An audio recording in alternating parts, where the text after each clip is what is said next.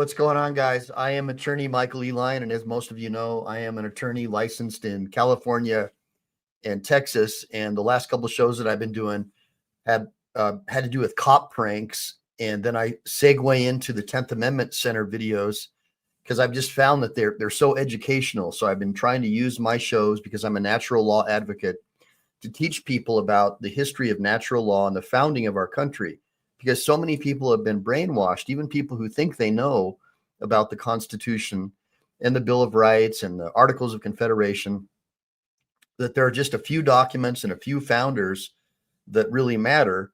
And typically the ones that they're really into and they talk about are people who really weren't that popular at the time of the forming of our country.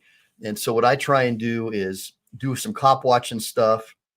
And this is lately, I may change the format, but so far I've been able to get through to quite a few people, younger people. And that's why I shoot in vertical, because I'm trying to get the guys on their phones, the younger crowd on their phones, so I can teach them about our great country and why it's so amazing, and try to sort of counter, what the education industrial complex, the Marxist run school systems, public schools, Department of Education have done to destroy the minds of your children. And actually several homeschooling organizations are now using and incorporating my videos to teach their kids about the Bill of Rights and the Constitution and about natural law, about John Locke and Hobbes. And so I want to give a big shout out to Chili DeCastro for giving me my start, Chili DeCastro over at Delete Laws, for sort of giving me my start doing the whole cop watch thing.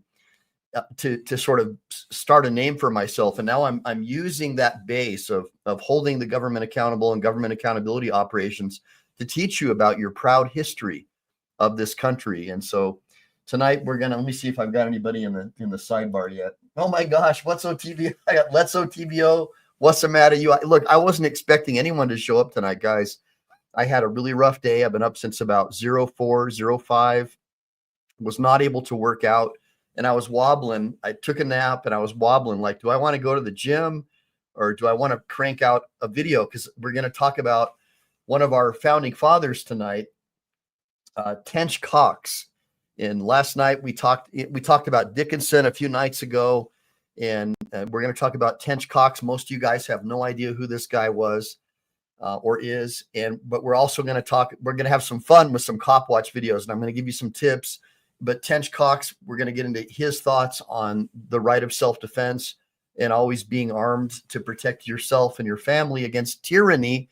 Remember, the Second Amendment never had anything to do with hunting. It was about protecting yourself from the government, because like what they don't teach you in the communist Marxist run educational system anymore is that our country, the revolution, our bloody and glorious revolution, was fought over our guns. The King of England, King George, tried to seize the colonists' powder houses, our gunpowder, in order to prevent us from being able to rebel against the king. And so obviously the Marxist run school system doesn't want you to know anything about that, right? They want to paint anybody who thinks that you should be able to defend yourself against tyranny as some kind of radical right-wing nutcase. But in reality, all we're doing is carrying on the tradition of our founding fathers. Give me a bunch of ones if you agree. What's up, Laserific? And Let's OTVO says he failed speed chat, but we're going to have to figure that one out, bro. We're going to have to. And then what's the matter, you? I'm super glad to see you showing up on my channel tonight. And thanks for the bunch of ones. So I got that idea also from Chili. Give me a bunch of ones if you love my channel. Give me a bunch of twos if you hate it. That kind of thing. And by the way, make sure to always like and subscribe to Chili over at Delete Laws too. He's my homeboy, and I really respect the fact that he sort of reinvigorated my need to teach my children about natural law. It's something that as a lawyer I sort of strayed away from. I just got into practicing law and doing personal injury. That's what I do. I do catastrophic injury cases, but my love has always been our country and our founders. And like most of you, I thought that the Federalist Papers and just a few books, Adam Smith, Wealth of Nations, were the end all be all.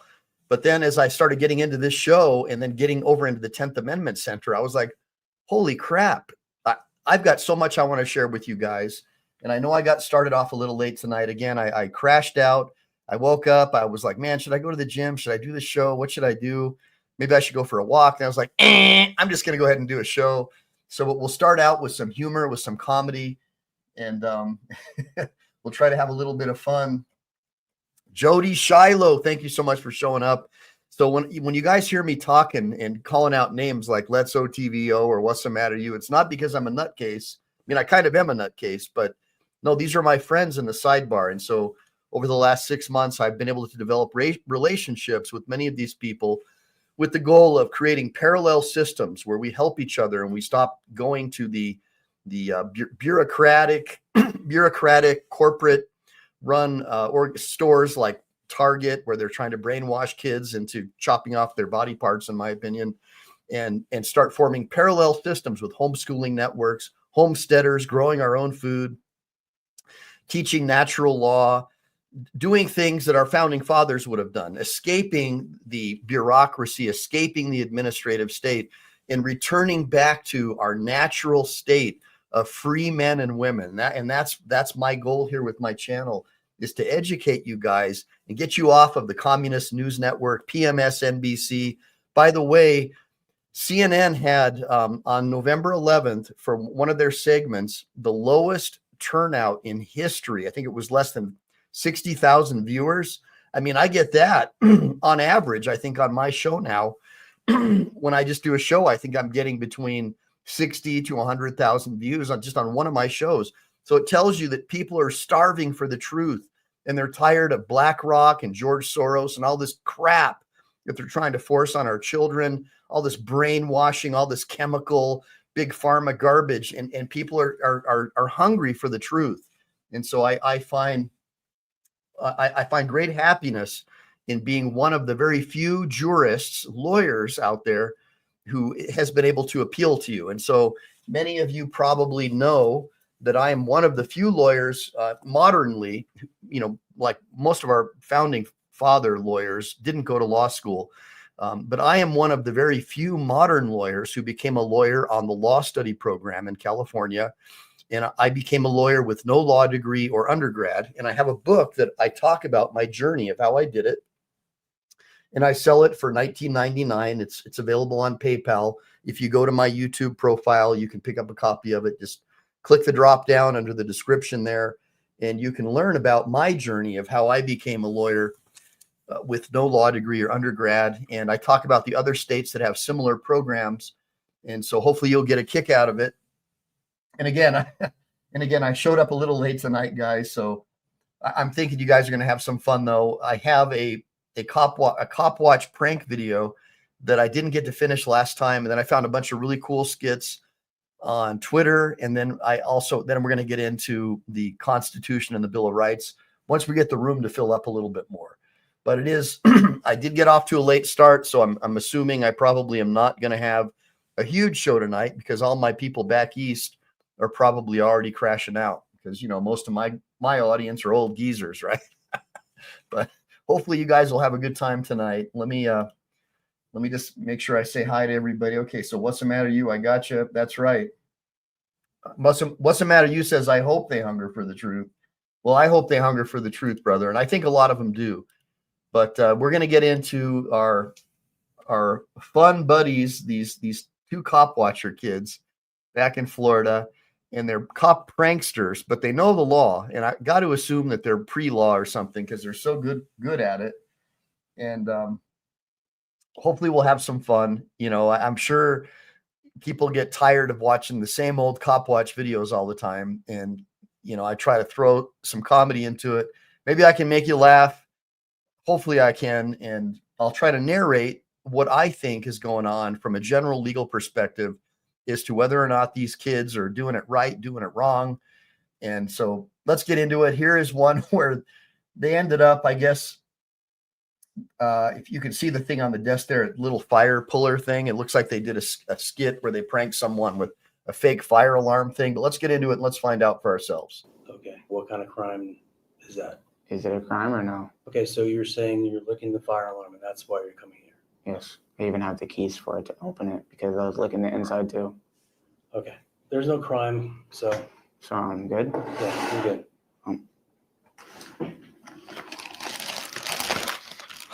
Do you realize it's a crime to file any kind of false police reports? I was confessing. I wasn't filing. Okay. Well, when you come to the police department alleging certain things, it could be. No, it's not alleging. I literally licked it. He came here to tell me that he's been licking that fire alarm. Huh? Licking the fire alarm. I told him it's not a joke, No one's laughing. but he didn't realize that wasn't a crime, that he was able to lick the fire alarm. Who's this? What you mean? No, let me see. What? The phone. Why? I'm gonna take a picture with you. For real? Yeah. I wouldn't do none of that.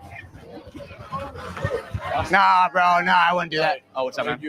Let me get this back to someone. Sorry, man. I was just playing around. Stand right here. All right. We've heard about you and what you're doing and what's going on, and we're going to talk to you about it. You know this guy at all? Young So- YouTube. Okay, so he took your phone, but like that's not an issue. She's asking if you want to press charges. Okay, come on. I think I'm just gonna I don't care if leave. you keep filming. So I'm just gonna Listen leave. to me. I'm gonna leave. I'm going to put my hands on you and detain you. Or okay? what crime have I committed?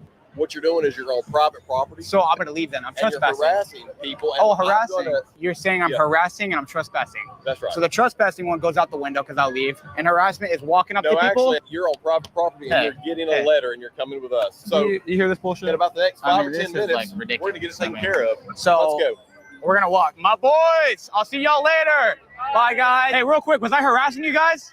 Oh no, that's crazy. Yo, that is. All right. So just really quick. So, obviously they're trying to get him with like larceny, but that would require the intent to take it permanently. And obviously he wasn't intending to take it permanently. And all these kids already know who he is at the fairground, but the officer is infuriated. And that's because they teach you at the academy, you have to take control. And there is no more community policing. Like when my father grew up, where all the cops knew everybody and they were friends with them.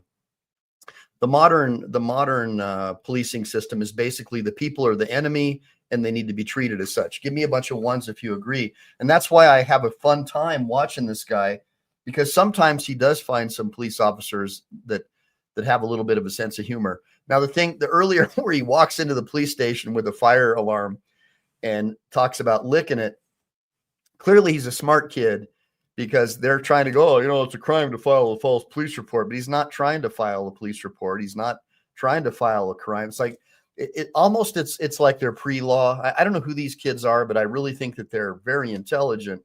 And I think what they're doing is they're exposing a lot of this absurdity in law enforcement itself. Now, some of you could say, hey, they're causing stress on the system and they're putting the officers through hell, but I have a different take on it. I think that they're basically pointing out the absurdity of modern law enforcement. Give me a bunch of ones if you agree. It's crazy. As you guys can see, I just got falsely accused at the North Carolina State Fair. So I was trespassing and I was harassing. Guys, this is why you record everything. No matter what you do, you go out in public, you record. Because people like this, they're going to see you do something that you didn't actually do. Remember I asked earlier? We're here now. I need one Pacific. So I'm actually not from here. I'm from Florida. Oh, you don't live in North Carolina? Why don't you come up for this fair? I drove 4 hours to get here. It's a very nice place, though. Very, very a lot of nice people. To whoever complained, sorry You that. have a lot of folks complaining about how you're talking to them and stuff. Oh, okay. Harassing them sexually. All right. Wait, So in sexually? a place like this, when it's Sexually? What? property, Are you a pink person or no? Okay. He's not a pink person. So this is where people normally don't get to go. sure. Sexually harassing. I don't know if you guys heard that. What crime is that? If you're wondering what I was doing, I was getting thumbnail. I understand. I know what you're doing. Okay. All right, guys, head around the door right here. Oh, what the hell was that? Looks like the party's over. Currently getting walked out. This is not how this should have went. What are you drinking? You can't have alcohol on state property like this. Is that what that is? Wait, you can't have alcohol here? How's it going, guys? Good. What's going on today? Farting on some people, bleeding some gas out. So Okay. we're here. Don't touch me, or else Get your I'll charge hands you out for of your battery. pocket. Get your hand out of your pocket. I'm What's up, telling you, man? get your hand out of your Good to see pocket. You guys are gonna make me myself too. Please stop. That's fine. If you do, you do. I Okay. can care less. Yes. Right now, obviously, you're not welcome here. You're going to be trespassed. They want me to leave? I'll just go ahead. No, you're not I'll just free go to ahead and yet. You're not free to Oh, you leave. guys are detaining We're me. investigating a crime. Oh, what crime did I commit? Well, you got a disturbance with people, and we don't know if they were in fear. So that walking out to people with a camera is disturbance? No, the other action. Gotcha. And if you're having a verbal argument, with a So management just here want to that make sure you're one more having time. You guys said that I was disturbing invest- the peace or disturbing people? Which one? people. So we're So I'm investigating. harassing. There's no disturbing people, it's harassing. Well, you're not free to go yet. Bro, Reached into my car. I farted on his peanut butter. Oh my god, not this guy again. You gotta be kidding me, right? Oh. Oh, do you want the peanut butter back? All right, cool. More for me. Just needed to let some stuff out. I didn't mean to. Oh, I don't have ID on me, unfortunately. Oh, he doesn't talk. And by the way, I'm going to be honest with you. I think some of the stuff this kid does is over the top. And if he did something like this to me at a store, I'd probably knock him out cold. Okay. So I'm not condoning in any way, shape, or form what he's doing, but there's a lesson to be learned in all these videos. And I want you to watch the way he acts, and I want you to see what happens. He basically throws these cops for a loop in almost every single video. It's pretty amazing. It goes back to my philosophy of sugar gets you more than salt, right? If you come off like a tough guy, the cops are going to come off even tougher, and they're the ones with the guns and the batons. But when you come off like a nut job, look at the difference. Just look at the difference. Okay, well, do you have So ID? he's still gonna have to be identified. He's got to either write it down. Do you guys know sign language? Hey, I'll tell you what. We're not playing games here. Sir, please, I don't mean to be I don't rude. care. Yes, We're sir. investigating a crime. Yes, you guys sir. are causing disturbance to the peace Yes, sir. of the public right now. Yes, sir. I don't care. You can record it for your social media crap, and it could be criminal at this point. Okay. So we are investigating a crime. Okay. Give me identification or provide me your name. If not, you're going to be charged for obstruction. So a deaf person, how are they supposed to communicate with you guys? How do you communicate with them? Sign language. Sign them. My name or his name first? Yours. Okay. First name. I can't. I'm a little personal. I don't want him to hear. Is there any way we can like turn around? No. Step back. I don't want him to know. I don't care. Step back. ZACH. Middle initial. C. What's the contact number for you? I don't have a phone number. You don't have a phone. My phone's not in service right now. Okay. Don't stand too close to me. Please step back. You already ran my ass once. Come up on me. I did. So look, that's the battery. Ram it in. It's Ram the it in. battery. It's a battery. Yes, ram it in. Your phone that's not in service that's the anymore? battery. Oh, That's it's a not in crime. service. Yeah, I just do you play mind video if I games take a on it. look at it? Oh no. No? Mm-mm. How old are you? So there was no legal justification for that dude to ram him with the shopping cart. So technically, the police, if they had this video, they should be arresting the dude who's upset. Like they'd be arresting me if I knocked the kid out, right? Now, there might be some kind of justification, like, you know, he lost his mind, you know, some kind of temporary insanity. But at the end of the day, these kids aren't charging anyone, right? They aren't, because they know what they're doing is messed up. So at least you got to hand it to them that they're playing fair in that regard. Let's go. 21. Can you do something for me? You're 21? Hmm?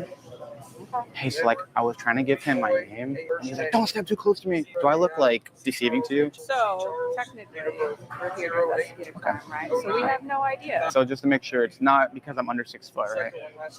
Mary, I, Ida, L. Lincoln. I'll take that as a no. Merch coming 100K. He's trying to get a date. I plead the fifth. Why would you need to plead the fifth? My lawyer is watching always. The circumstances are getting a little too aggressive. We have Gibson over here telling me to step back, feeling a little threatened. Why do you feel threatened right now? 2 people in green in front of me for farting on people. Didn't mean to fart and let gas out, but it just happens sometimes. So you're just recording it because It's just like something I have a fetish of. what's his thing? He just has a fetish to record you then? He doesn't even get paid, actually. Guys, you took my image. Oh, God, this Explain Permission. I will sue you for that $1 million. So, Yes, sir. How much would a hug cost? a little over $1 million. I see my image in public. Okay. Not free to leave because we got to identify who you are first and confirm Gotcha. your identity. Okay. So we're looking at trespass. It could be other charges pending. Okay. What would the other charge be? Disorderly conduct. Oh, wow. So I don't know if you guys heard that, but he just says I was conducting disorderly. How many times are cops going to say I did disorderly? I guess walking around with a camera is considered disorderly nowadays and age. I'm not dumb. So anyway, as I was just saying, farting on people looks like it didn't work out this day and age, but it's going to work out on the next one. Oh, you're a police officer? Yeah. Why? What's the problem, man? What are you doing? Drinking in public. Why? You think you're not supposed to drink in public? Feeling like a bad boy today. You just walked up to a cop drinking in public because you felt like a bad boy? How old are you? I'm not old enough. Is that really beer? Yeah. Why don't you pour it out? No. Seriously? You can't stop me. Don't think? Nope. You? Mm-mm. I'm unstoppable. So typically when I do cop watch videos, all my audience, they hate the police. But I'm noticing from comments in the sidebar and stuff, it's almost like they're starting to side with the police. So I just kind of find that ironic. Like this particular skit, I don't think it's really that funny, but I want you to watch it because I want you to see how the police react. I want you to see what's going on here, just to get an idea of what happens when you turn the tables. Don't even think about putting me in handcuffs. I'm not the one. I know I'm not the only one. You have mental health issues? Hell no. You're just drunk? I'm drunk in love. Trying to piss me off? Who are you? Fuck you. Fuck you. Fuck you. Uh-oh, that's the reaction video. You know this kid? What the hell is Reaction this? video. Are you a deputy? Yes, I am. Fuck you. So this is what we Reaction video. Put it in the side comments that this is just a reaction video. We're watching somebody right now. They're saying bad words. Yeah. Where do you live? It is anti-comedy. That's right. What's the matter? How old are you? Hold on, what's going on here? No, stop, guys. What the fuck is this? Hey! Hey! Hey! How old are you?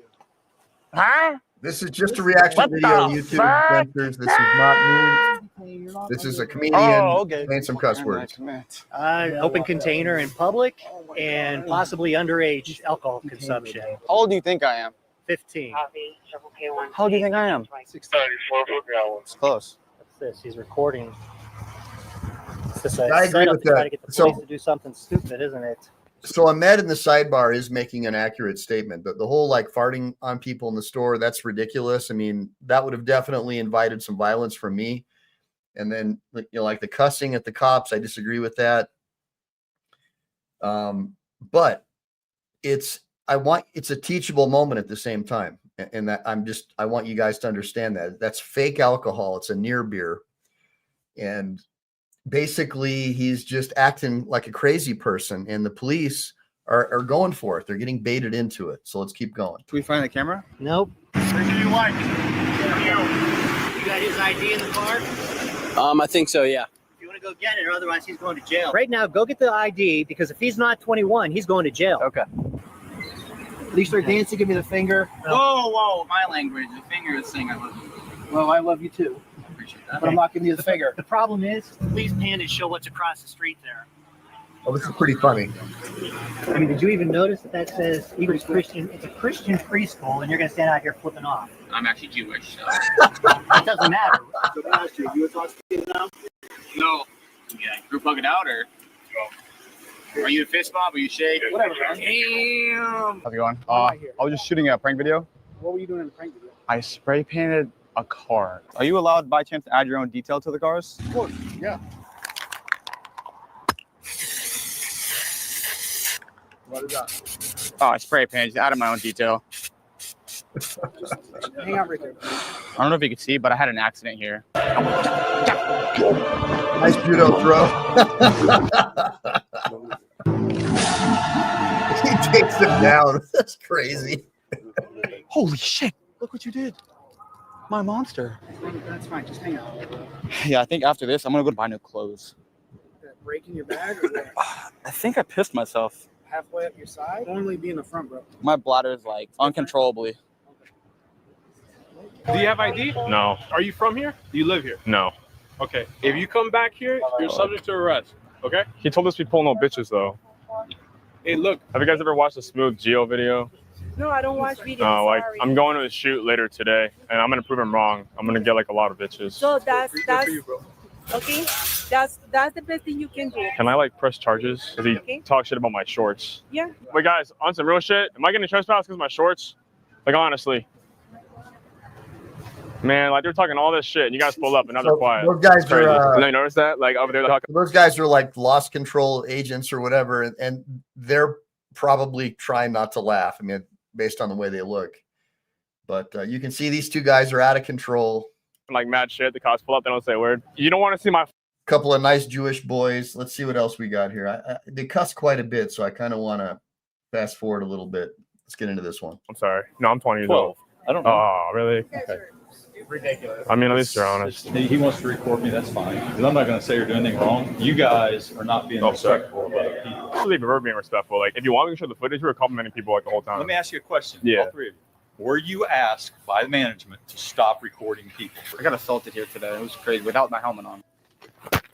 Oh. What did he even do? Like, long story short, officer, we got people at this Walmart. Okay, so go away, go to a different Walmart. I'm gonna leave then. Oh, I know you're gonna leave. All right, you like the hero of like this Walmart? We have a lot of ops. He's the We have a lot hero. of what? He's the hero On of the block. Walmart. Ops. What's How do you describe opportunities? No, I how don't do you know. describe an op? Like Walmart workers. You have a lot of. We have a lot of enemies. Got a lot of enemies. They're trying to drain us of our energy. And you know, you probably created that yourself. I'm Yeah, trying I to would stay say away. Huh? Yeah. If they're draining you your energy, go somewhere else. Don't Yeah. come here where it's going to drain your energy. I'm running through the 6 of my woes over here. What's your woes? Your 6-year woes? What, Running through I 6 of my got? woes. how old are you? Well, you said 12, so I'm just gonna go with You that. talk like you're 12. Yeah. I speak a little more English than this woes and ops and all this stuff that you guys do. Are you like Arabic? How would you call me Arabic? Spanish? Arabic? I thought we were different like religions here. Where did religion get brought into this? He's not the smartest. Like, actually. Well, he's not the I can smartest. see that already. Yeah. I'm gonna put your helmet back. Your ID for me. What is it? I said, I'm Fred. Jessica. Just gonna That's make me, sure. Jessica. Zach. I'm gonna keep it very real with you. Our YouTubers do this for a living, and we're doing a prank. They told us to leave, so we're on our way out. I don't think he can touch the camera, can he, Jessica? And he can. So he's blocking the camera. It's a prior restraint on the First Amendment. I mean, he's in public. Jessica's allowed to record. So you can see, they got this cop's goat. Let's keep I don't going. think he can touch it. Take your stuff off the property. All right, yeah, we got you. What? How are we assholes? Keep going. What? You don't even look old enough to be drinking that. I'm just trying to check, make sure you're okay. I had a big one last night. She Big was what? big girl. It does. Okay. It does Ass get tasted ridiculous. terrible. Did you ever had one of those? Can't say I have. It's something Oh. I can't speak to, unfortunately. I love my big woman. Are we allowed to be drinking in public? No, you're not. But I'm not looking to give you a ticket or nothing. But I do want to know who you are. Let's walk. Well, no, we got to stay here. You got the beer. You You're supposed to put me in handcuffs by now, but I guess you got. didn't. Why did I put you in handcuffs now? Thumbnail. Do you need a push up? I got you ready. Just one y'all get. That's a jumping jack. Oh wait. Oh, this is not helping my case. So Jason, if I leave right now, are you threatening me with arrest or no? Yeah, you could get arrested. Absolutely. What would the charge be? Public intoxication. This is non-alcoholic. It's not. 0-0 alcohol free. Oh. Hi, Mom. So would you say you got pranked? Do you kind of believe I would it? say the totality of the circumstances is leading us to that conclusion. The subscribers, Captain J. Simon, if you guys watch A&E's Interrogation Raw, I will be on there in October. So please check that out as well. What? Thank you. I appreciate it. Awesome. Keep following this son of a bitch, and you guys will have a good time. All right. Well, what in the self promo is that? He's pranking us and shit. Yo, stop recording. Stop it. No, he won't stop. That's the thing. Bro, you just got choked. What the fuck? That shit hurt. I mean, you're in private property. Stop recording. All right. So, anyways, I'm going to go ahead and drop this link in here for you because I can already tell this is just getting a little bit too monotonous. But you can see the dude's getting like choked out. It's just over the top, guys. Oh, so, anyways, I was watching that and I just thought there were some funny skits. You guys can watch the rest of the video on your own. I've got a busy night of things that I want to share with you tonight, and I want to get into the real material, which is educating people about the Constitution and tonight about the right of self-defense. So the bottom line is the guy that choked him at the store, if that was real, that's a battery as well. And there may be some mitigating circumstances like, temporary insanity or something that he could argue. And if the police saw that, the police could make an arrest without him pressing charges. All right. So what these kids are doing is pretty dangerous if you're asking me. I mean, there are crazy people out there who would just take their life like that. So I don't recommend that you do stuff like that. But I just wanted to show you some examples of turning the tables on the police with comedy. And we saw one cop who's like, hey, I'm going to be on A&E, blah, blah, blah. So you can even see like the modern cops they're falling for the whole influencer thing. And we've seen that a lot with judges too, right? Where, to be a judge and be eligible for retirement, I think in LA or California, I think you got to sit on the bench for 20 years. And a lot of these judges, what they'll do is they'll get jobs as mediators, or they'll try to get a job on CNN, right, as a commentator, or Fox News. And they'll just use these positions as a way to get themselves into a higher position of economic standing. So just a little interesting thing I wanted to point out. But let's get into some more this is a police imposter video. I want you guys to check it out. It's only like 22 seconds. Nobody gives a man. What are you gonna do, Do you about think it? your words bother me? What are you gonna do about it, fat You boy? think I'm scared? Nothing. Come on, Nothing. Get sued. Are you fat ass gonna motherfucker, comply man, with fuck us? you. You gonna What comply you with gonna us or spray not? me? Gosh, no. So this is a situation where Put him in the fucking car. Fucking words Nobody bother me, gives a bro. so you see what's going on, right? So this guy's getting arrested and he doesn't like the cop and he's calling him a fatso or whatever. So the cop sprays him with pepper spray. And so this is another issue that I have as a lawyer, that I don't believe that people should get jobs in law enforcement if they easily lose their tempers, because you're going to find people out there that are like, maybe your son, he's going through puberty, he's got high testosterone, and he gets arrested, or maybe he's got Tourette's, right? Or your crazy uncle with Tourette's or something, or one of those other kind of diseases or conditions that cause you to come off like a jerk. And so it's super, super important to me that people understand, that the cops understand, that this is a office of public trust, and you've taken an oath to uphold the Constitution. And you have to understand that most people already hate your guts, and that if all you're going to do is make your life more miserable and make people hate you more, unless you maintain yourself with dignity and respect, and to kill people with kindness, not with your gun or your pepper spray. Give me a bunch of ones in the sidebar if you guys agree, because that's what right. And Life Under the Microscope says criminals are cops too. That's right. I mean, criminals come in all shapes and sizes, and they definitely can be cops. Here's another little 49-second skit. Let's get into it. Hey, you guys can't park there. Do you have a driver's license, sir? Yeah. Thank you. Do you have any questions about the stop? You ever get freaky with the handcuffs? No. I try to stay professional. Seriously? You're gonna let a joke, we all know it's a joke, hey, you can't park there, it's actually funny, and we're gonna use that as an excuse to go pull someone over to show them, hey, you don't get to make fun of us. And then even as they continue to try to be lighthearted and joke, you make the statement that you remain professional. Flexing your authority because you didn't like somebody's joke is not the definition of professionalism. Officers, look at the big picture. One, that wasn't worth your time. Two, what are we really doing here? We need to do better. This seemed like an ego trip. And it was. And give me a bunch of ones if you guys agree that that was just an ego trip move. The guy drives by and says, hey, you can't park here. So a motorcycle cop comes up on him and writes him a ticket. I mean, how PUSSY of a move is that, right? Total power flex. Denying this guy basically his First Amendment right to say, hey, you can't park here. It just blows my mind that these guys do this stuff and they get away with it. And, I'm sure that if this guy knows what he's doing, he could get that ticket thrown out because it was obvious retaliation. Totally stupid. That's right, Ghost Man. You took the words right out of my mouth. Ghost Man says it's retaliation, and I 1000% agree that's all it was. Totally ridiculous. Hey, Life Under the Microscope. Good seeing you. I just saw on my phone that Life Under the Microscope is sharing my feed over at Twitter. So I appreciate that, because again, I'm not doing this for fame or fortune, guys. I am a lawyer.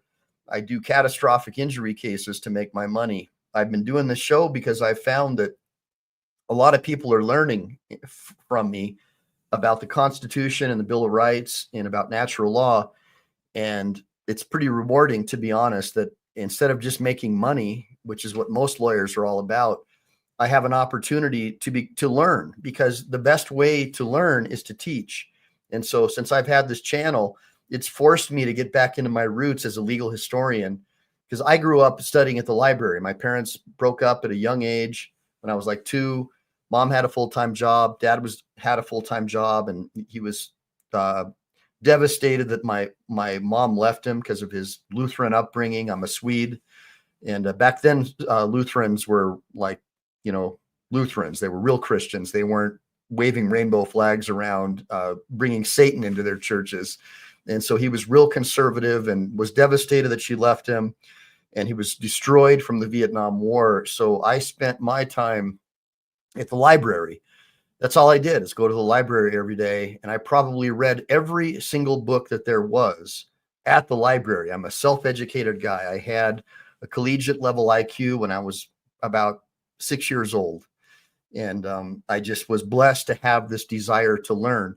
But when I became a lawyer, I just focused on making money, and I fell away from the things that really mattered, that I loved. And that's the law from the perspective of our rights. And so by doing this channel, it's really helped me a lot come back to what I love doing. Yeah, obviously super chats and you guys helping me buying memberships and buying copies of my book definitely helps, because my wife doesn't necessarily like it that I do YouTube shows almost every night when she wants me to be helping with the homeschooling or taking my son to judo. But she also recognizes that spiritually it's been good for me since my dad passed away, to sort of deal with the depression. So I do appreciate you guys showing up. That's right. Life under the microscope. Everything comes full circle. That's exactly right. So yeah, it's been a really amazing experience, and I really appreciate you guys showing your support for my show. I mean, even a $1.99 super chat, to me, knowing that some of you guys are broke, it touches me deeply. My deep human side, that people actually like me and they want to support my show. I mean, I never thought that I would become like some kind of internet celebrity or something. So anyways, here's another one. Let's check it out.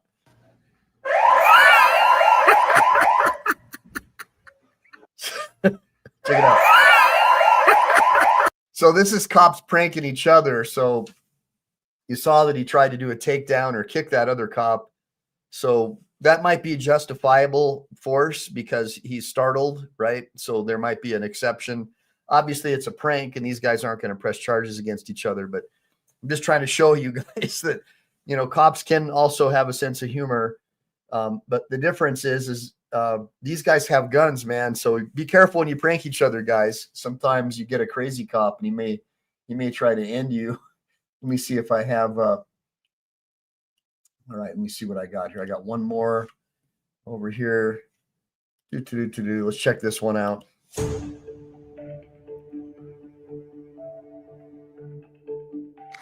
know Jordan Ferguson? Huh? Jordan Ferguson? Heard of him. Yeah, you're undercover cop, weren't you? No. No? You sure you're not a cop at all? No, man. You sure? Ain't no fucking cop. Okay, well, there's flower butts in there for you.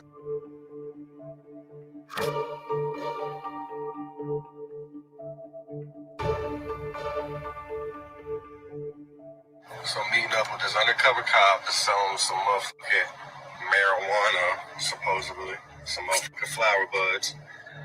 Pretty sure they got somebody sitting right here. So it's a setup. He knows it. He knows he's getting set up by an undercover. What's up, bub? Oh, it's cold, man. Here, don't work. You got 10? No, I ain't got no change on me. Jeez. A little extra. I mean, I don't got nothing on me. This is all I got. See it? I mean, you got money in my hand before that, bub. Dude, I don't know you. You got a little black bag. Dude, I can't I don't see know it. you. I just I don't. can't see it if it's in a bag, man. Well, it's Set up. It's in there. Can I feel it? All you want. Man, that feels like trash. This is all buds in here. Either you want it or you don't. He just wants a bus so Why bad. can't I see it? Because I don't know. I've never talked to you. I can't do it. Dude, I need some fucking blood. Alright, man. So you know Jordan Ferguson? Huh? Jordan Ferguson? Heard of him. Yeah, you're undercover cop, weren't you? No. No? You sure you're not a cop at all? No, man. You sure? Ain't no fucking cop. Okay, well, there's flower butts in there for you. Yup. Cop. Got it all on video. So you guys kind of get the idea, right? I mean, are you kidding me? So in one of my other videos, we'll get into entrapment and we'll talk a little bit about that. But I mean, for crying out loud, should it really even be illegal to have that substance? I mean, give me a break. It's less damaging and less harmful than alcohol, many people say. I'm not a proponent of using any kind of substances, by the way, guys. I think it's all bad. But I also am a believer in freedom and liberty, and people need to be able to make their own decisions without having the nanny state direct them. Give me a bunch of ones if you agree with that philosophy. So, okay, so the next video we're going to get into is to start off my Forgotten Founder video, because I wanted you guys to see this, because I think it's kind of crazy, to be honest, that this is legal. But basically, it's a campsite protection device where you can put a blank round in this device to make an explosion. Now, me being a jarhead, I'm thinking, well, if it wasn't a blank and it was pointed towards something like a claymore, it could do a lot of damage. But this is a legal device, and I don't condone you guys using this device in the way that I think many of the people on my channel would like to use it. But I want you to check it out because it's really interesting. Let's check it out. Load it with 12 gauge blanks, 22 rounds, or primers. It's easy to install and perfect for keeping unwanted visitors away. Are you ready to secure your perimeter?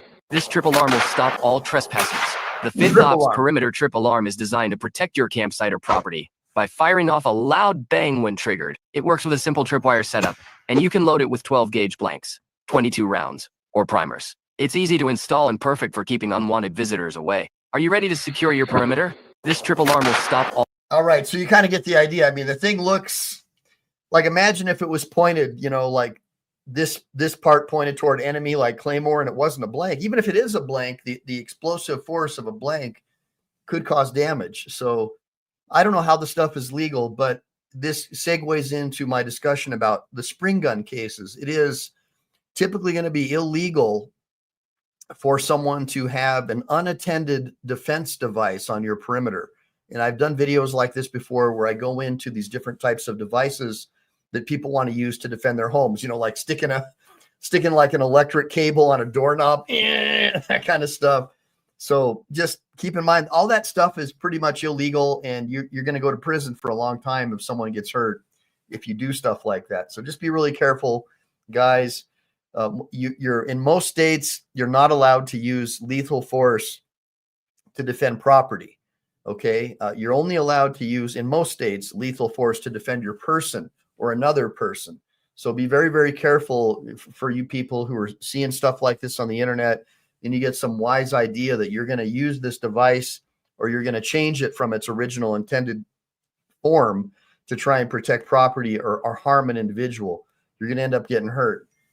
Legally, but yes, what's the matter? You conducting war on the American people is treason if you're the government, and forcing morality at gunpoint is terrorism. There's no question about that. I agree with that.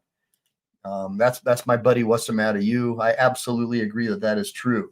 So we've gotten a chance to have a little bit of fun tonight. I mean, I'll be honest. These. The police prank videos that I showed tonight are not as good as the ones that I normally have. I think I've kind of burned through. If any of you guys have any good like cop prank videos, shoot them over to me at circleoflegaltrust@yahoo.com. I'd love to see them because it seems like these are kind of a hit. It seems like the people that watch my channel really think they're funny and they're getting a kick out of it. And it gives me a chance to sort of explain, how far can you go till it's a crime?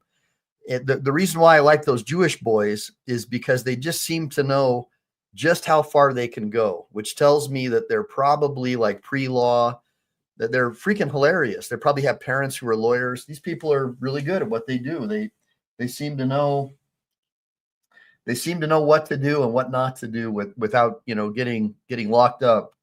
But again, I don't know if they've been locked up or falsely charged in the past. Obviously, they've been detained quite a bit with handcuffs, right? But we'll take a look. We'll take a look. See, my phone's blowing up right now, so just bear with me. I am a practicing lawyer. Hey guys, if you're one of my clients, I'm just doing a live. I know a lot of my clients watch my show, and I'll call you back. Call you back after the show. You know who I'm talking to. Now let's get into why I really like doing the show, because it gives me an opportunity to showcase natural law, the Constitution, and the Bill of Rights. Let's get into it. Oh, wait a minute. We got Mark, Australia. Australia's facing a new law. Wants to stop any negative online speech altogether, mate. Trying to pass it through Parliament now. During your election, not nice at all. Good vid. Well, yeah, Australia is about as close as you're going to get to a Marxist communist country ever in the world. And It was started as a prison colony, and apparently your government over there still thinks that you are a prison colony. And notice that the first step that they took was to make it impossible for you to defend yourself against tyranny, mate. And that's what they always do. Give me a bunch of ones if you're disgusted with what happened in Australia with their Marxist government during these last lockdowns, with this Daniels character. And basically they're, in my opinion, in the hip pocket of the corporate state, in the hip pocket of big pharma. And I believe that they are the most evil government on the planet of Earth. If you're an Australian and you agree with me, give me a bunch of ones. That, or even if you're not, that Australia has become nothing less than a communist Chinese government with the veneer of a free country. And I feel for you, brother. And if I were you, I would try to seek asylum in a country like America, because we need more people like you who've been under the jackboot of tyranny and you want to have freedom. And I believe that countries like Australia and even the UK, where the government is flooding your country with radical jihadis who immediately come there and get on welfare and start having babies and terrorize the native population. It's a disgrace what the Commonwealth has done to their people. And I agree with you that you should be ashamed of what the royals and what these large corporations have done. Literally throwing people in prison for making negative Facebook comments about the terrorists that your government has flooded your country with. And so the beautiful thing about America is we just dodged a bullet with this last election, but we do have a Second Amendment, and figuratively and literally, we just dodged a bullet, because the justices that the current president that we have, or that's going to be installed again, who won his third election, will be now in a position to where we can put some more justices on the Supreme Court who will defend that right of the Second Amendment to be free from government tyranny. And so right now we're going to learn a little bit about one of our forgotten founding fathers. And I think you guys are going to be pleasantly surprised, and you're going to learn a valuable history lesson. So just let's learn tonight, guys. Let's go. The unlimited power of the sword is not in either the federal or the state governments, but where I trust in God, it will ever remain in the hands of the people. That's from Tench Coxe, a founding father who's almost totally forgotten and ignored today. But at the time of the founding, he was famous. He wasn't just one of the leading advocates for the natural right of self-defense, the right to keep and bear arms. His writings had way more influence on the debates over the Constitution, over ratification, than the Federalist Papers that we hear so much more about today. So on this episode, I'm going to reveal 4 of his top arguments in favor of ratification, including a clear line in the sand between delegated and reserved power, the natural right of self-defense, the militia, the people themselves, the true source of power, and much more. But first of all, welcome and thank you for joining me here on the Path to Liberty. My name is Michael Bolden with the 10th Amendment Center, and this is the show for Monday, November 18th, 2024. And first of all, we got to kick it off with an essential question. Why is it important to even read, learn, and understand what Tench Coxe had to write about in 1787 and 1788? And Meharry puts it like this in a new article we ran this morning. For most people, discussions about the meaning of the Constitution begin and end with the Federalist Papers. For people who want to understand what all these various clauses mean, they look to the Federalists, and that's the end of the story. These essays, Mike says, enjoy immense popularity today, and primarily because the authors were famous. This is Alexander Hamilton, James Madison, and John Jay. But in their day, he points out, these essays didn't have widespread influence on ratification itself. It's right. So, that's what's really interesting is the Federalist Papers really didn't play any really significant role in the founding of this country, yet modern academics, they just eat them up, especially the Federalists. They love Hamilton. But these people, although they were popular, guys like Coxe were more popular, just like Dickinson were more popular. But historical revisionists, especially our Marxist academic system, always sways away towards the guys who want the global currency, right? The banksters, the ones who run the educational industrial complex.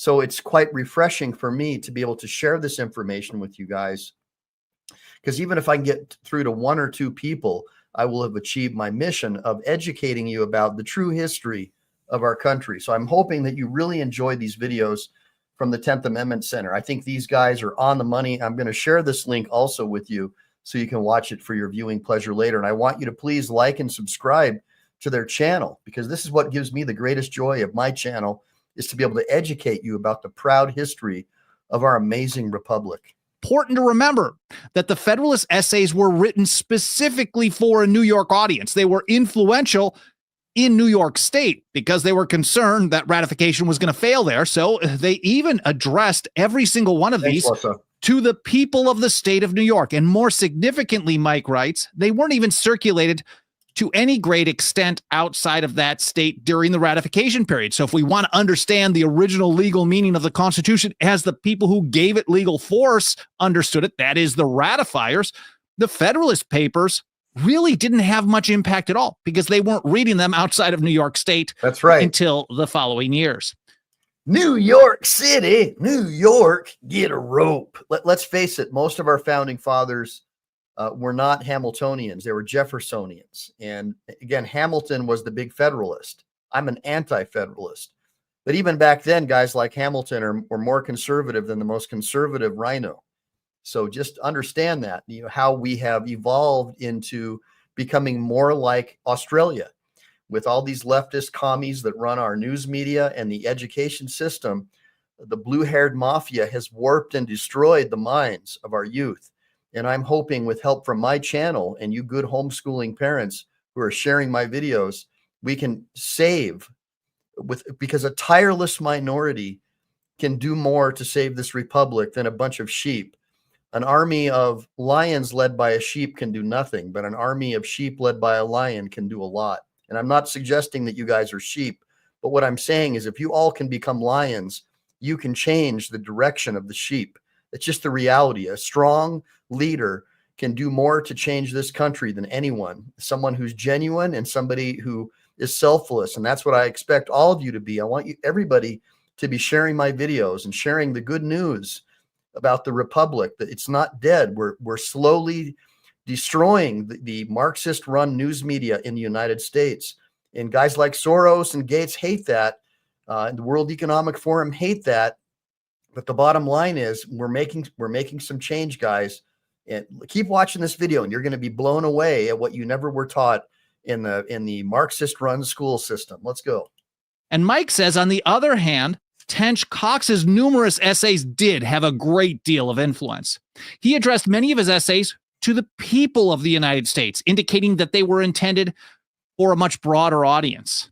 And while the Federalist essays got virtually no play outside of New York, much of Tench Coxe's work was widely distributed and published in other newspapers in virtually every state where ratification was contested. Now, his Essays of an American Citizen were actually the first published major defenses of the Constitution that were run in any newspapers in the United States. And in his doctoral dissertation on Coxe, Matthew Peterson called him, quote, a one-man propaganda machine. Now, that could be a good or a bad thing, I guess.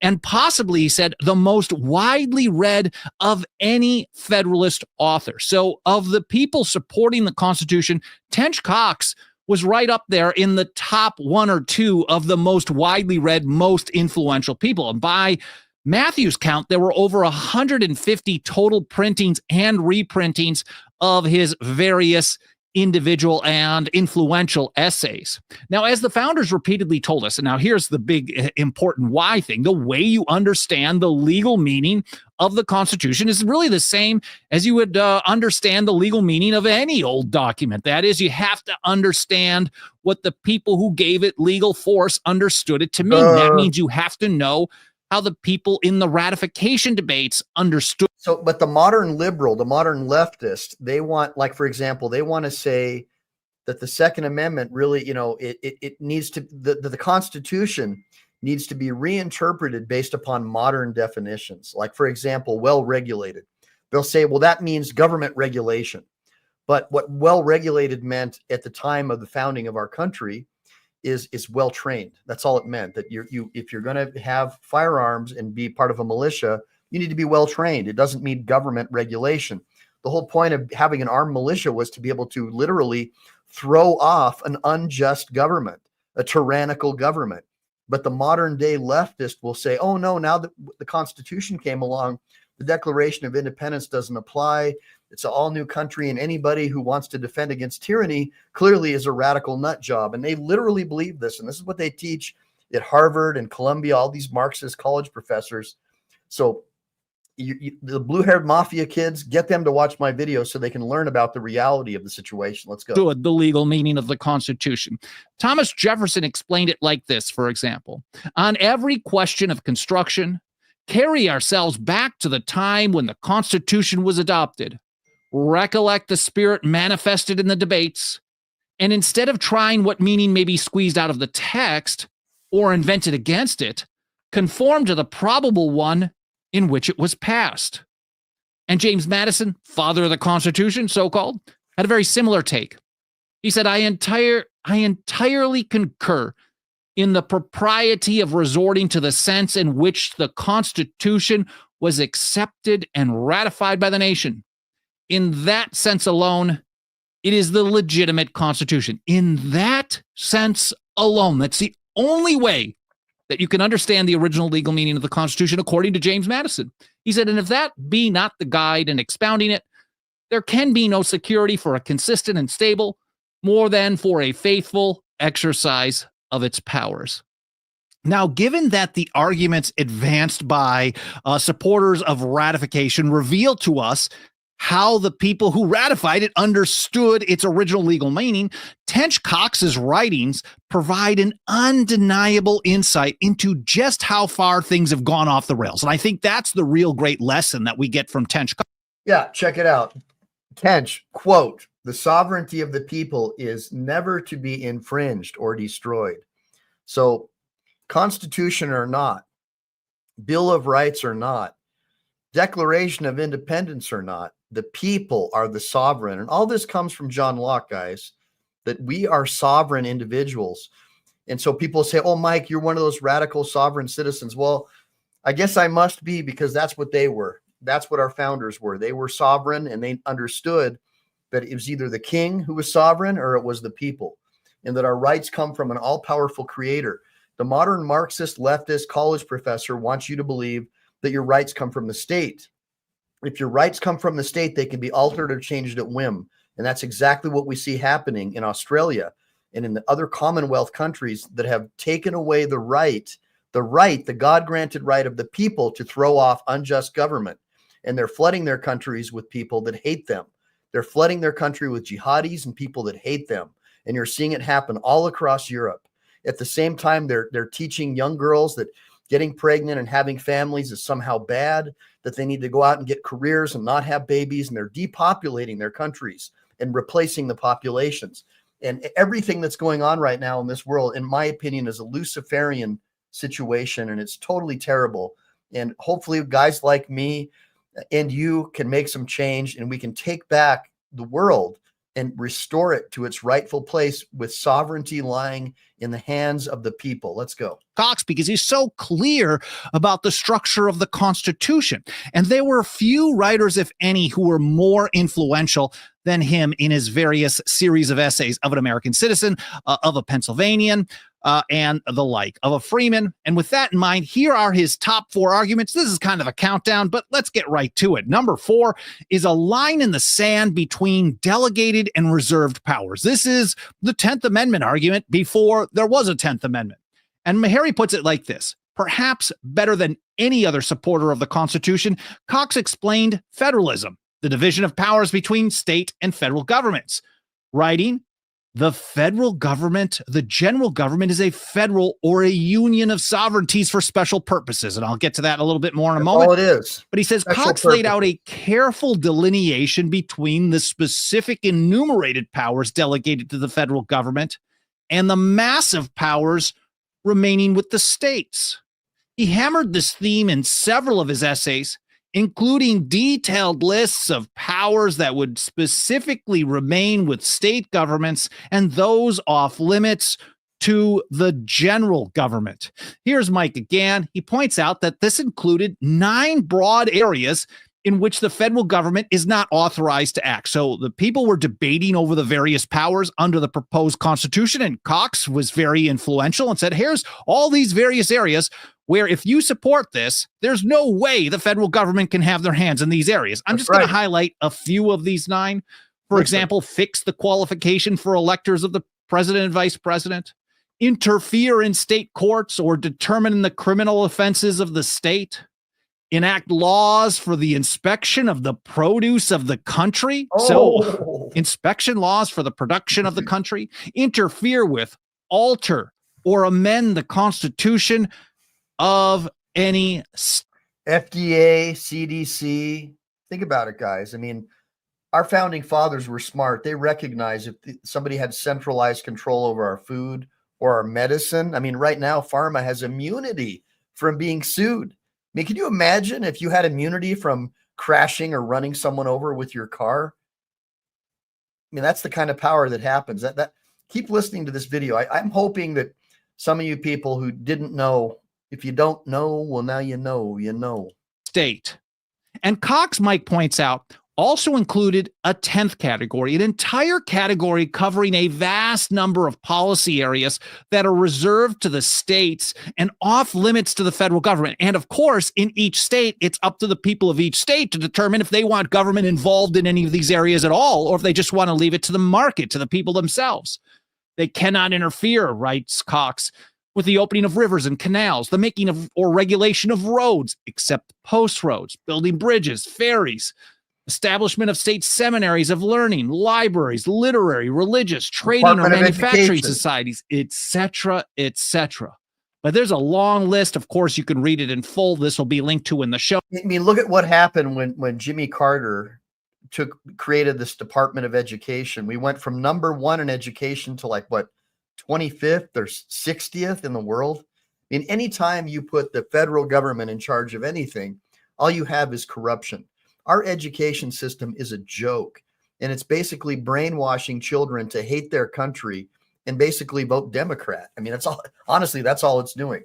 And we've seen now with the critical race theory and like hatred of white people and the whole trans agenda, where they're teaching children, that they were born in the wrong body. I mean, that is not the place for the federal government. What Coxe was saying is there were supposed to be very limited powers, very, very limited powers of what the federal government could and couldn't do. All of the states were considered to be countries. In fact, that's what they used to be referred to as countries. And they only came together for a very limited purpose: postal roads, self-defense, and regulation of disputes between the states. But with federalism came out of controlism, and then Jekyll Island, with billionaires being able to control our currency and create a fiat currency system, which has destroyed us to many a degree. Let's keep going. I mean, this is just crazy to me. I'm blown away. I'm absolutely blown away. Show notes, but he summed it up with this: nor can they do any other matter or thing appertaining to the internal affairs of any state, whether legislative, executive, judicial, civil, or ecclesiastical. So they can't get involved in almost anything.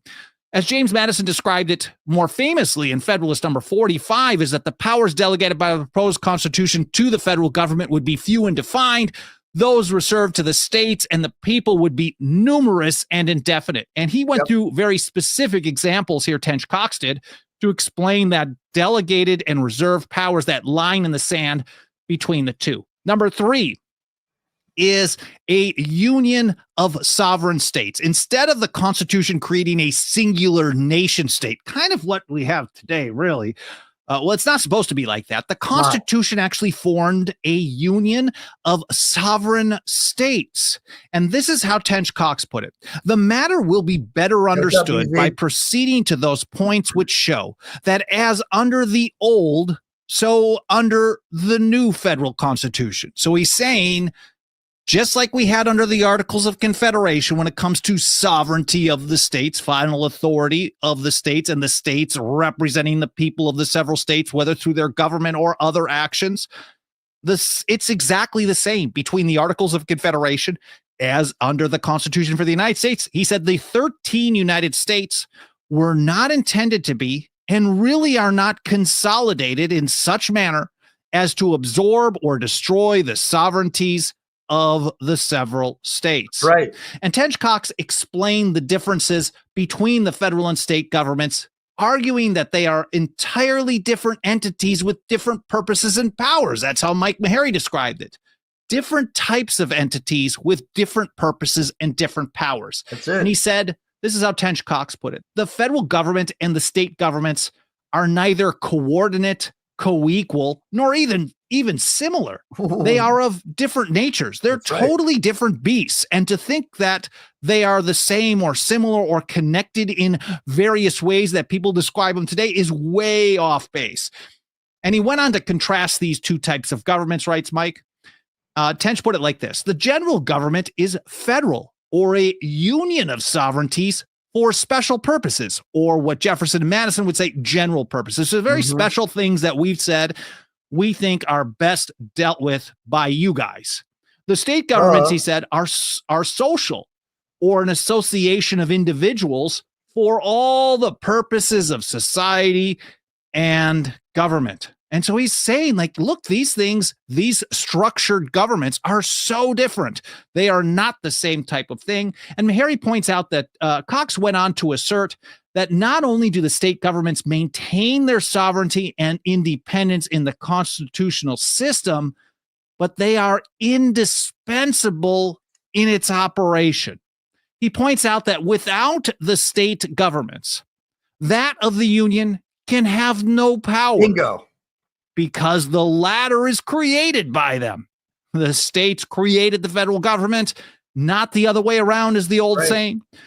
And Tench continued with, but the state governments have and ever must have much separate and independent power, and do not derive from the federal government any part of what they possess. So whatever independence and sovereignty and authority and power that are in the states has nothing to do with the federal government giving them permission to. And that's kind of an attitude, I think, shift that really needs to happen so much more. Like, okay, you guys are involved in these delegated enumerated powers, Washington, D.C., but everything else, like, it's not even up to you. You have no say over it. And we're going to do what we want to do, whether you like that or not. Now, one of the most important ways that this was... Right, so one issue would be like being able to kill babies. You know, if you're an abortionist and you want to live in Maine or New York and you want to have the right to vacuum out babies from your womb,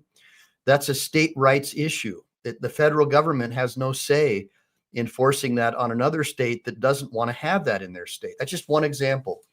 Now, the 14th Amendment came along and sort of changed things to where the federal government can now mandate that the states do certain things or not do certain things. But I would submit that if you were a true sovereign state to begin with, all of the rights that existed within the states at the time of the founding of the states' constitutions would still be in effect today.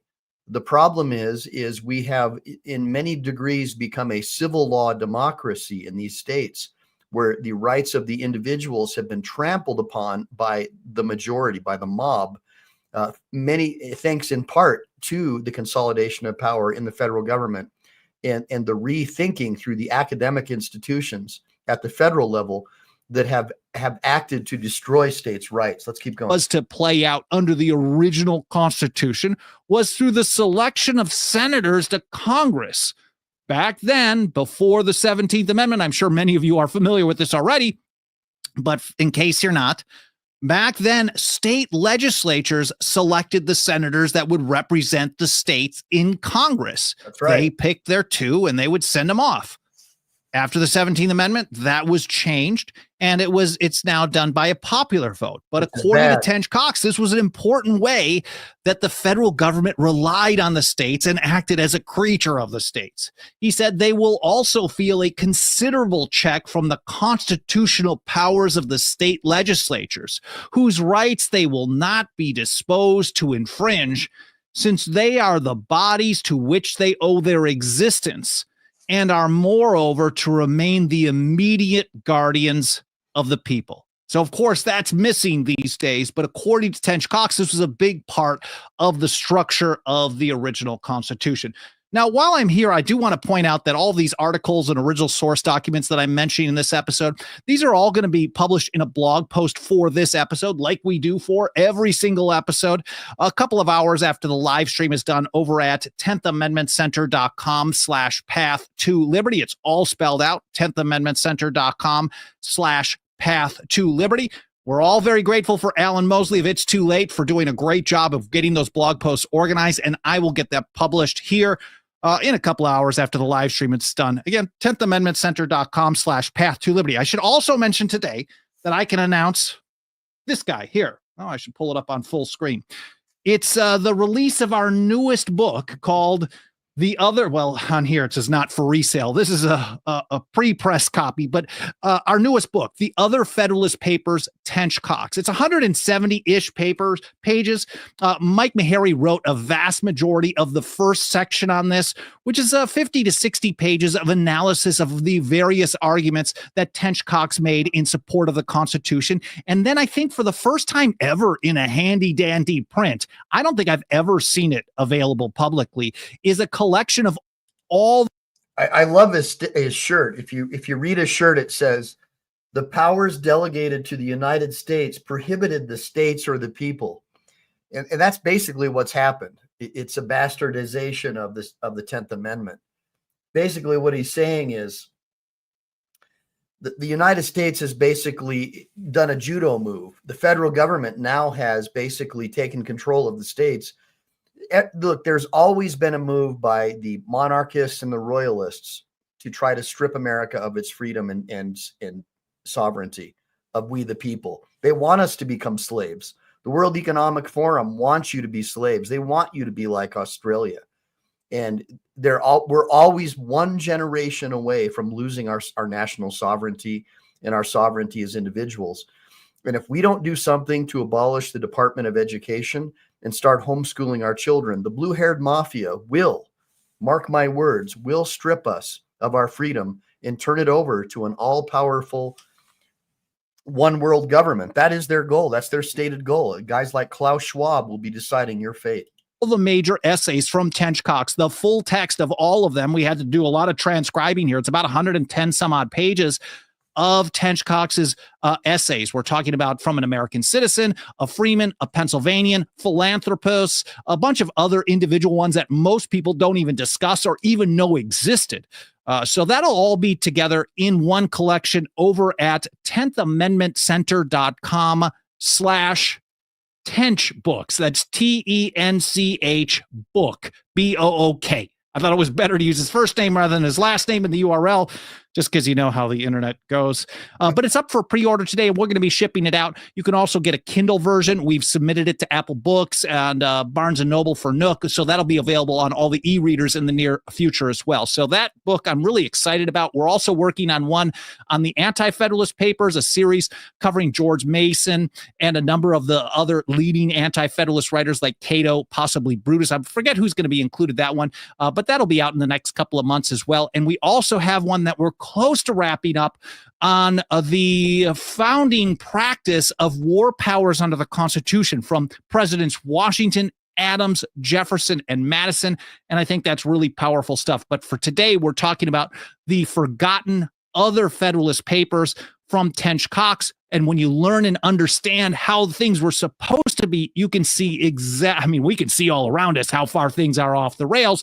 But now we can also explain it pretty well as well. So I appreciate you listening to me ramble about that for just a moment, but let's get right back to it. We've gotten our first two on this list, number 4 and number 3. First of all, a line in the sand between delegated and reserved powers. Number 343 is a union of sovereign states rather than a singular national blob. Yep. Number 2 is that all power comes from the people. That old phrase, power to the people, that gets it wrong. It's almost actually completely backwards. And for that, for our number 2, Tench Coxe reaffirmed this long-held principle from the American Revolution that power comes from the people. And here's how he put it. The people will remain under the proposed Constitution, the fountain of power and public honor. That means it's not like they were creating something new. He was reaffirming that this principle that they fought a long, bloody war in support of, that they reaffirmed under the Articles of Confederation, was going to remain the same, that the people are the source of all power. And by the way, contrary to what your leftist public school teachers may have brainwashed you into thinking, the Articles of Confederation have nothing to do with the Confederacy or the war between the states. It was a document that came after the Declaration of Independence.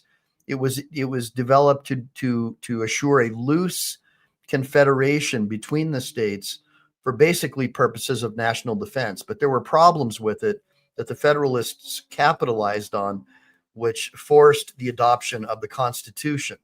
So that's why I really want you guys to follow the 10th Amendment Center and learn about our rights and learn about natural law and where our rights come from. The Cop Watch videos are cool and everything, but my passion is making sure that you guys understand your rights, that you pass them on to your children, especially you ladies on my channel. We are less than a generation from losing our country. People have no clue about what makes this country so sacred. Let's keep going. Power. And he put it like this: all the powers of the federal government flow through a very short channel from the sacred fountain of the people. All the powers. That means they're not the boss. The people are. It's just up to the people themselves to learn how to, well, be the boss, how to protect and defend their own constitution, their own liberty, whether the government happens to like it or not. And Mike Meharry mentions that as well in his article from this morning. He said, like many other Federalist writers that followed, Tench Coxe implied that it was up to the people as the source of all power to ensure that the power they delegated to government was kept within its proper limits. And that leads us to the most, well, it's all in a random order here, but maybe it's the most important, because that being the case, Mike writes, the people require all the tools necessary to assert their power and authority as needed. Like, you can say, oh yeah, we're the source of all power, but if you can't do anything about it, if you don't have the means of defending yourself. Now, here's where we get into the right of self-defense. Remember, guys, the Bill of Rights does not give us rights. It's simply a snapshot of a very few of the rights that we have that were given to us by our Creator. And I believe the most important right ever granted man by his Creator is the right of self-defense. And so with every right, there's also a corresponding power. The right to defend necessarily includes the power to take life. So think about that. Every right has a corresponding power. You need to understand how that works. There's rights, privileges, duties, immunities. There's so many things that I want to teach you guys. This is what turns me on, in a non-sexual way. Start listening. This is the best part of the video.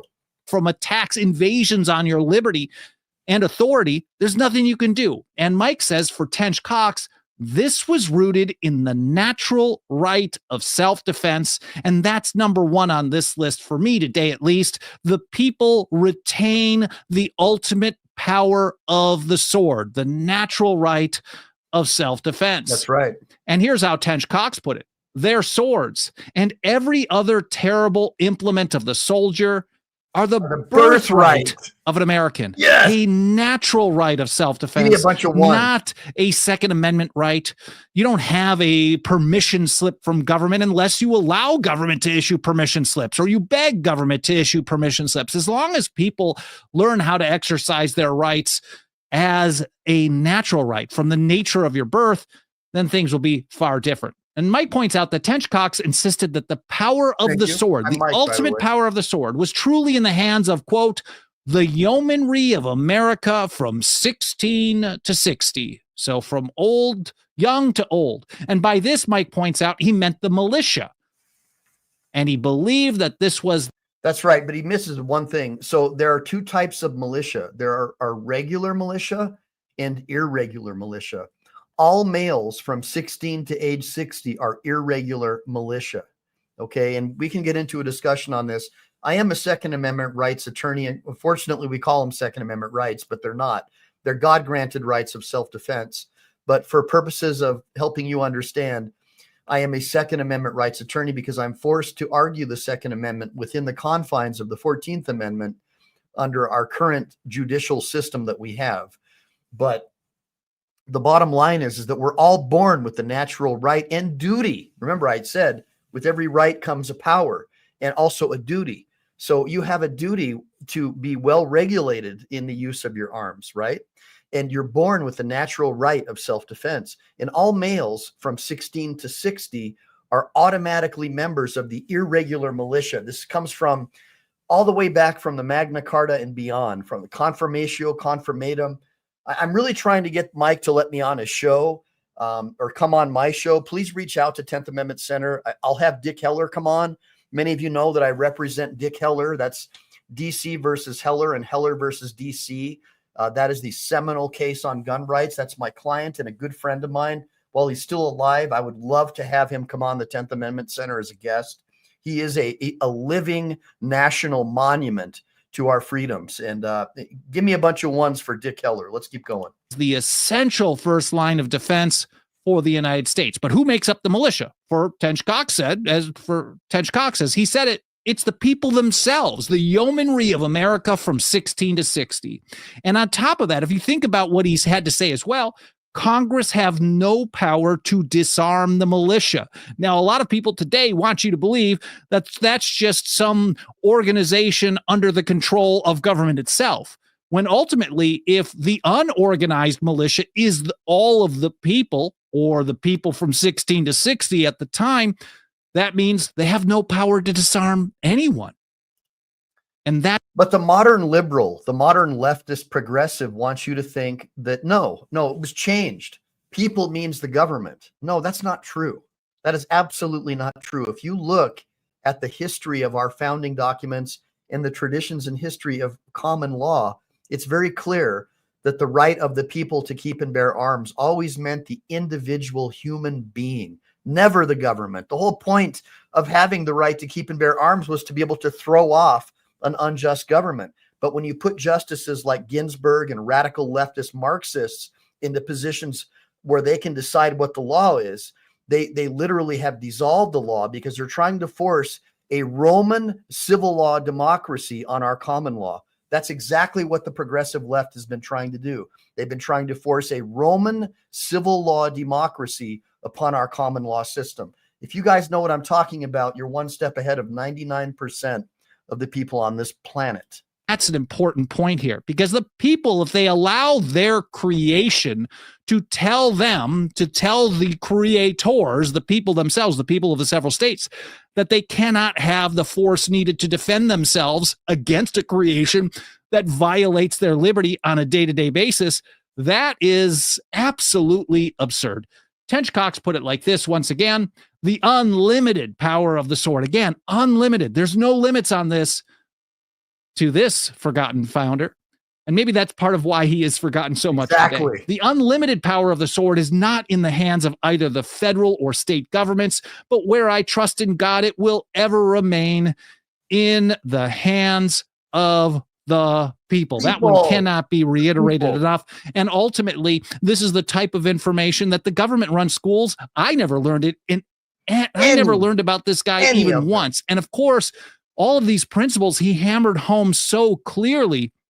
And I think that's a big reason why people are just not taught about it. And that's why we work so hard every single day to reach and teach more and more people about these essential foundational principles from the founders and the old revolutionaries. And of course, how to defend the Constitution and liberty when government refuses to do so, which is 24/7, 365. And there is absolutely nothing that helps us do this work more every single day, more than the financial faith and support of our members. Our membership program starts out at just $2 a month. We also have annual, 5-year, and lifetime options available. Again, so guys, definitely I want you to support the 10th Amendment Center. I'm going to drop a link to this video one more time into the chat. This is a really big deal for me. This is what really motivates me to do these shows.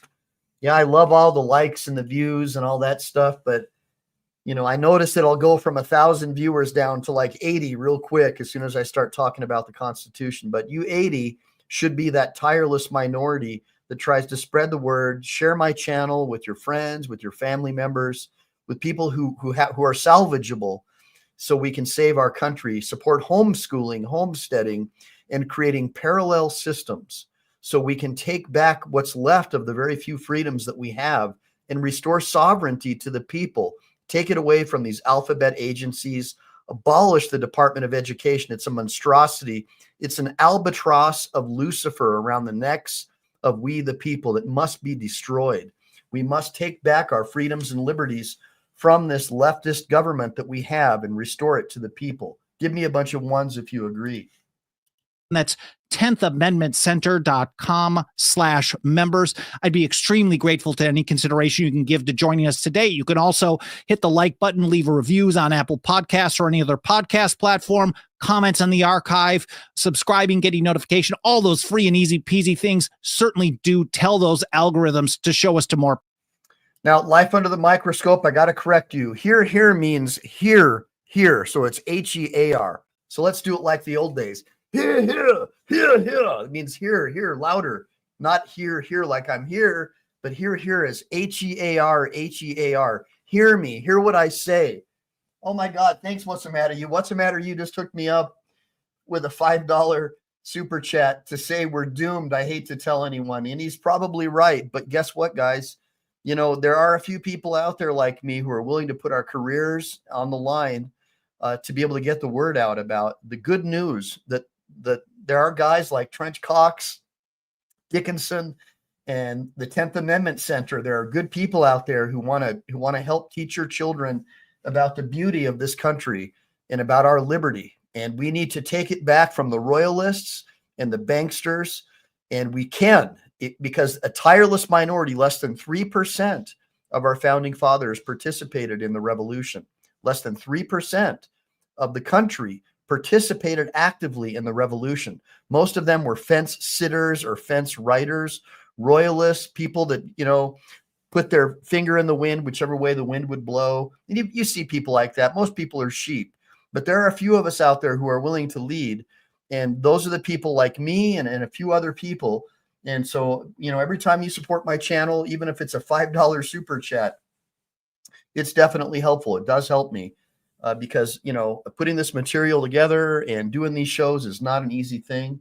So we're going to move on to some Cop Watch, a couple more of my Cop Watch videos, and then we're going to call it a night. So hopefully you guys learned a good lesson tonight. I tried to teach you as much as I could with the help of the 10th Amendment Center about where our rights come from and where power truly flows from and who truly is in power. And now let's get into the ultimate expression of state authority, which is municipal police, who, by the way, have no duty to protect you. Municipal police, their job is to protect the government, not you. So it just makes me wonder, why do we even have them if they're not even supposed to protect us? We've seen a great power grab over the last 100 years, ever since basically the creation of the Federal Reserve System, to strip the American people of their rights and freedoms and dignity. And I'm hoping that with a tireless minority like you of educated people, that we can reclaim our sovereignty. And I'm hoping that there are a few of you left who want to support me on this journey, because we still can, guys. We can still reclaim our freedoms, but we have to work together, and we have to be a tireless minority. We can't just give up. Don't just come here to watch videos. Support me in creating parallel systems where we support each other's businesses. If you guys have a business, reach out to me and I'll list you on the michaeleline.com website.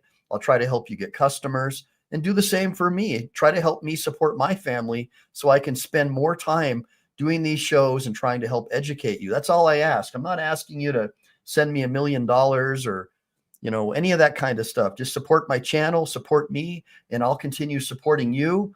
And we can create parallel systems to make America a better place, like what our founding fathers wanted for us. Let's get into the next video. On February 3rd, the Coral Springs Police Department arrested Jason Sid and charged him for a felony for misuse of a 911 system. Hello, I'm calling because I see like weird, suspicious activities at a gas station. Like, On January 27th, 2022, Jason Sid directed an accomplice to make a 911 call to report fictitious activity.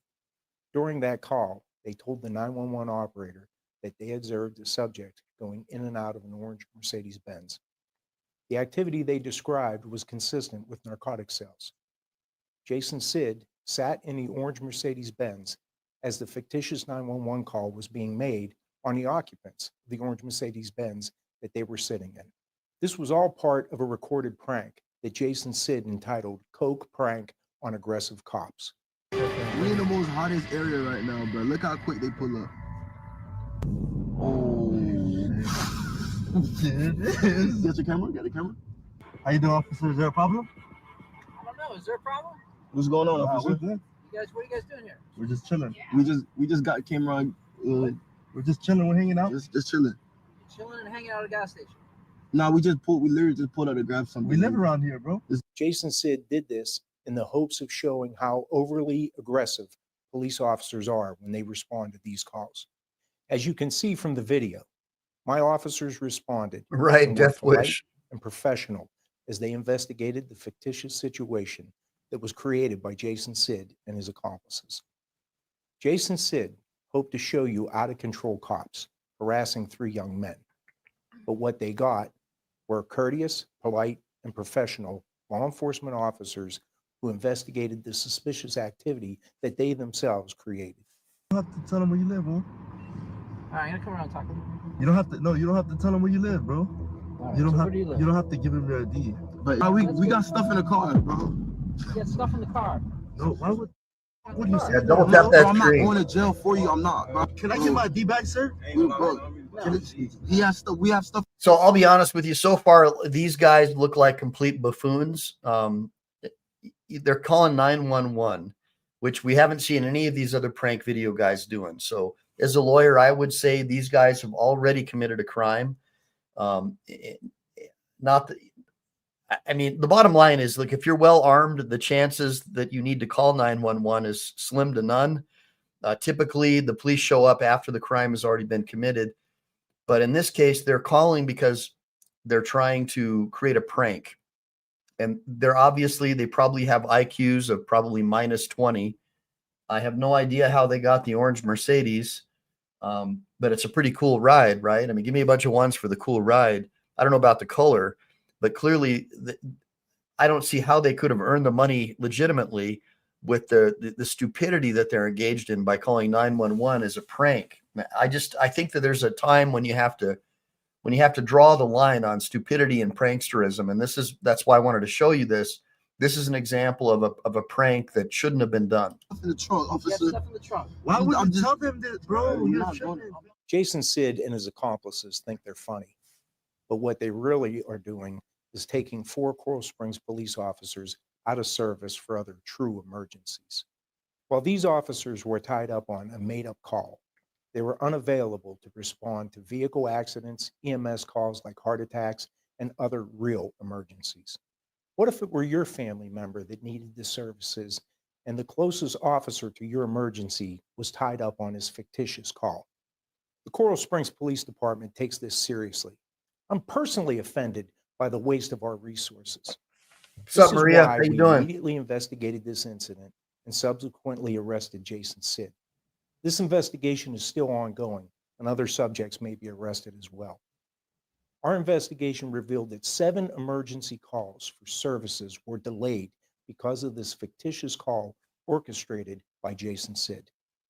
Our officers regularly respond to emergency calls where a delay in response could mean life or death. Right, exactly. Last year, members of my department received 27 life-saving awards responding to true emergencies. So now, one thing I can say about what this chief is doing is there's an active investigation, so he's poisoning the jury. I don't know enough about the evidence to know whether or not, number one, any of the things that the chief is saying is true, right? But even if they are true, he has now basically poisoned the jury pool. if I was a jury, I would immediately move for a mistrial. I would move to have the charges dismissed because now the jury has been tainted by the chief of police. Let's keep listening to the chief of police and watch how he's poisoning the jury pool against these defendants. And providing emergency first aid and CPR. Over the last few years, we've all seen how noncompliance with the police have led to deadly outcomes for officers and citizens alike. Do you have ID on you? That's what we're asking. We're not. Take your hat off your head. Jason Sid and his accomplices are glorifying noncompliance in an attempt to show you aggressive cops for his video. Nothing wrong with This noncompliance. type of behavior isn't funny, and it can lead to serious injury and death. Haven't we learned anything? You must comply with the lawful orders of police officers who are lawfully Take your hat off your investigating head. suspicious incidents Is that a lawful and/or order? criminal activity. This is a dangerous prank that could have led to deadly consequences. This prank by Jason Sid and his accomplices is no laughing matter.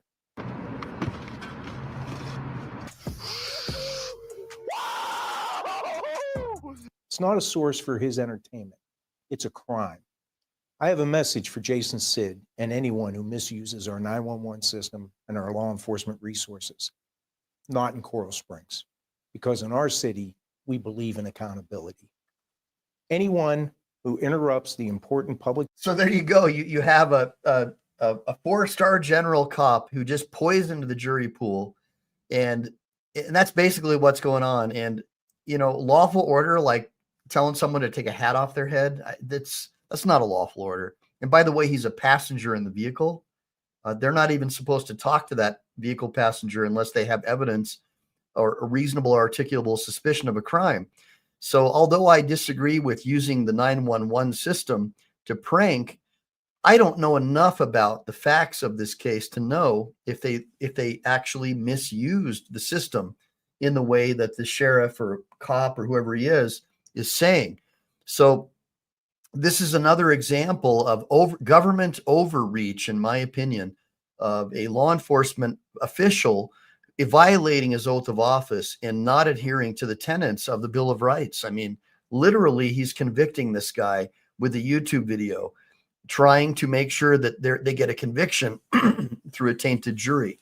Even though I think that using 911 to get a prank is over the top, I think the officer's response is just as egregious. Give me a bunch of ones if you guys agree. It's just as egregious. Safety services we provide to our community. Thank you, will be Roger. held accountable and charged accordingly. Our goal is to keep our citizens safe. Roger Lane. Our citizens help us with that endeavor, and we appreciate your continued support. Yeah, whatever. So, by the way, guys, Roger Lane just gifted 10 memberships. Roger is a huge supporter of my channel, and I love Roger because he understands what I'm trying to do. I'm trying to educate people through comedy or whatever way, shape, or form I can use at my disposal to share my knowledge as a lawyer of 20 years.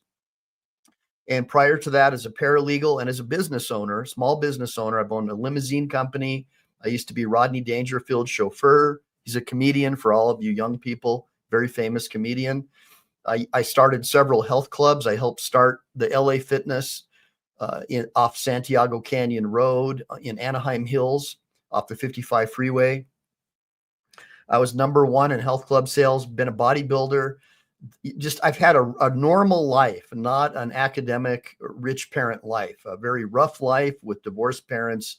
Spent my time in libraries, became a U.S. Marine, and was injured during training, and I wanted to be a Marine like my father. My father ended up dying from Agent Orange because we were lied to about the Gulf of Tonkin and forced into a war. But I still wanted to be like my old man. And so as a result of me getting injured and getting medically disabled honorably from the Marine Corps, it led me on a different trajectory. And it led me here today to be with you. And so when I run across people like Roger Lane, look, I know that Roger probably isn't rich, but those 10 memberships that he just purchased are going to go to 10 people that are going to be able to enjoy my channel and maybe learn a little bit about the Constitution and the Bill of Rights. So it's a really big deal to me. Now, if you guys want to support my channel, because I'm gonna close it out. Besides buying, super chats and all that stuff, you can also, looks like I lost. There we go.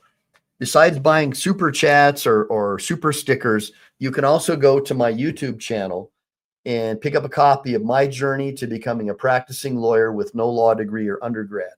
And this is the softcover version. So I'm not selling this. This is just a mock-up, but this book cover is on my ebook.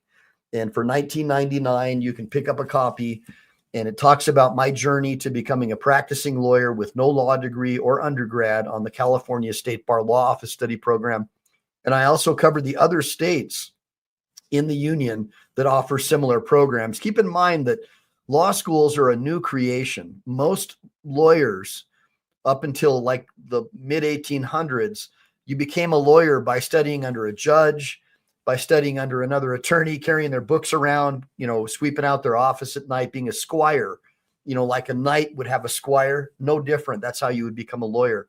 And our first law schools, the first beginnings of law schools are traced to the Knights Templar outside the gates of London. They were the very first places that lawyers were trained to become common law lawyers. And all common law means is law for the common man. Prior to that, it was ecclesiastical law. It was papal bull law, the Pope.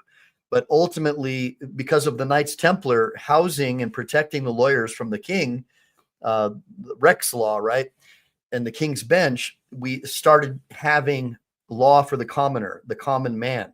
And so there were no law schools. Ultimately, those systems started under the Templars, became the Inns of Court. So the Inns of Court are how lawyers were educated. And it was basically just lawyers, almost like a military school, right? Where you would go to the inn, you would eat together, you would go to court, and you would follow your lawyer around, and you would learn how to become a lawyer that way. And that's how I learned how to become a lawyer. I tried 3 cases to the jury as a certified law student before I was even a lawyer, hundreds of depositions, learned how to litigate, learned how to become an expert in discovery, became an appellate attorney and an appellate litigator prior to me getting my law license. They call it a law license. You can call it whatever you want. You can say, oh, you're a member of the bar, you're no good, you're this or that if you're one of the sovereign guys. But the bottom line is I was beat up by a West Covina cop. And that's what led me on my journey to becoming a lawyer with no law degree or undergrad. And I've helped a lot of people, even pro bono people who have been falsely arrested and convicted, get out of prison with habeas corpus. And so you can try to say that, oh, you're the bar and therefore you're evil. But the bottom line is I've been able to use my skills and my training as a lawyer to help and enrich the lives of a lot of people and reunite them with their families. And I worked for personal injury lawyers because they were the only ones who would teach me, who would let me study under them on this program. So I became an expert personal injury attorney. And so and I've recovered over $200 million for my clients in the last 20 years. And so, yes, I do personal injury law. You can call me an ambulance chaser. But again, my love is the Constitution, the Bill of Rights, natural law. And that's why I have my show. And so I don't make any money off the show unless it's a super chat or someone buys a copy of my book, or Roger Lane or somebody is nice enough to throw me $5 here and there on a super chat. So it means a lot to me for you supporting the channel. And like Tom Gardner says, I'm an ambulance chaser. But again, my background is appellate law and civil rights. And that, unfortunately, you're not able to make a whole lot of money in either one of those types of practices unless you're always in court. And so because I'm a one-man operation and because my background is in sales, I found that doing cases where I'm able to work on a contingency, it enables me to get out there and be with the people, like on the show, or optimize my website, right? So to be able to do marketing. So that's basically why I stuck with PI law, but I still do some criminal defense. And I'm licensed to practice law in Texas and California.